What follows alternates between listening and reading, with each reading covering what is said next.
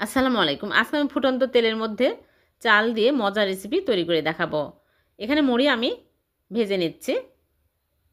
অল্প অল্প করে দিয়ে ফুটন্ত তেলের মধ্যে দেওয়ার সাথে সাথে তুলে নিতে হবে। এরকম করে সবগুলো আমি মুড়ি ভেজে তুলে নিয়েছি। ১ কাপ চাল দিয়ে কিন্তু অনেকগুলো মুড়ি হয়েছে। এটা মুড়ি ভাজার চাল দিয়ে কিন্তু মুড়ি ভেজে নিতে হবে। তারপরে ২ কাপ মুড়ি নিয়ে নিলাম। আর একটা আলু, কাঁচামরিচ, পেঁয়াজ কুচি, স্বাদ মতো লবণ আর হলুদের গুঁড়া সামান্য, চিলি ফ্লেক্স, আস্ত জিরা আর চাট মশলা আর একটা ডিম ভেঙে ভালো করে মাখিয়ে নেব। চালের গুঁড়া দিয়ে দিচ্ছি 1/4 কাপ দিয়ে ভালো করে মাখিয়ে ডোয়ের মতো তৈরি করে নেব। আর ধনেপাতা কুচি দিয়ে দিচ্ছি। খেতে কিন্তু দারুণ টেস্টি হয় এই মুড়ির নাস্তাগুলো। আপনারা বাড়িতে বানিয়ে দেখবেন। এইরকম করে সবগুলো আমি বানিয়ে নেব। তারপর এগুলো আমি তেলে ভেজে নেব। গরম তেলের মধ্যে দিয়ে উল্টে পাল্টে ভেজে নিতে হবে। একটু সময় নিয়ে ভালো করে ভেজে নেবেন, দেখবেন অনেক মুচমুচে হবে আর খেতে কিন্তু দারুণ টেস্টি হবে। এরকম কালার হলেই তুলে নিচ্ছি।